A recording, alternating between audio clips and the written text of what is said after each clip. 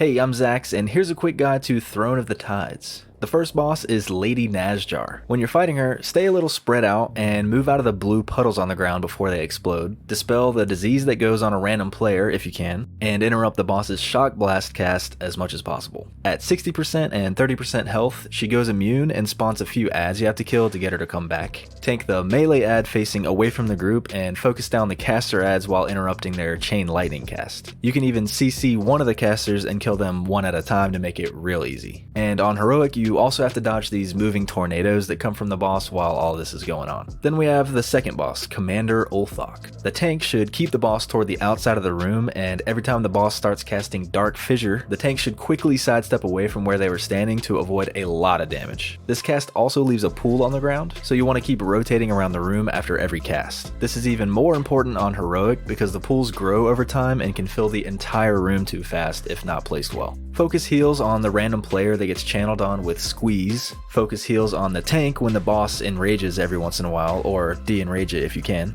And decurse the random Curse of Fatigue if you can. Then we have the third and kinda optional boss, Mindbender Ghur'sha. Face the boss away from the group and dispel anyone who gets hit by the frontal. Interrupt the lava bolt cast at a random player as much as you can, and quickly move out of the earth spikes on the ground. At 50% health, you start fighting the little squid that was controlling the boss instead. When he mind controls a random player, damage them to under 50% health to break them out. When he channels purple beams on everyone, line of sight them or just heal through the big dam. When he casts absorb magic, stop doing any magic damage to him because it heals him instead, or you can just purge the absorb off. And finally, stay out of the green clouds he puts on the ground. Then there's the final boss, Ozumat. In this fight, kill waves of ads to prevent them from killing Neptulon in the middle of the room. Interrupt the caster ads as much as possible. Face the big behemoth ad away from the group, and also don't stand under the big ad when he jumps into the air. After about a minute of these waves, phase 2 starts and some channeling ads spawn around the room.